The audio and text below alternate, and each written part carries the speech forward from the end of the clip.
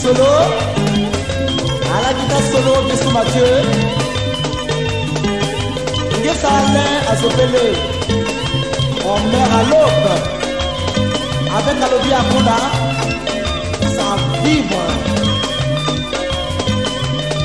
C'est Casimeo Maticho Yasso.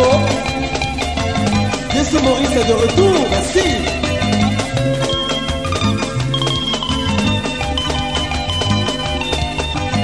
À la batterie, Bill Camos.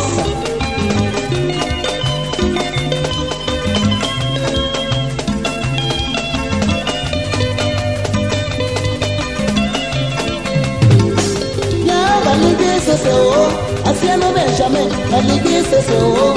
Tapuka Raymond, à l'église c'est haut.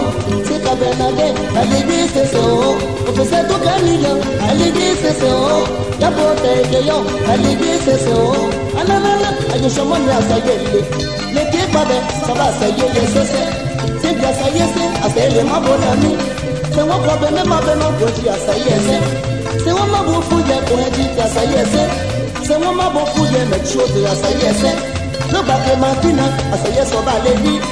Paulo Célestin, Bama de la terre, et chaud à chaud à terre, alors Bama de la terre, et tout Raoula, Moussou, Bama Solo, à on est Sidoni, Bama Rabani qui a été, à Dashi Gabriel, c'est là, Angina Sissomial, c'est là, parce que c'est Villora, c'est là, c'est un manuel, à l'église c'est haut.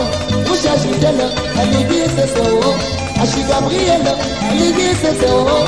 Tapi Joël, à l'église c'est haut. Ate Simon, à l'église c'est haut. Et da Christine, à l'église c'est haut. Ouh, à l'église c'est haut. Ouh, à l'église c'est haut.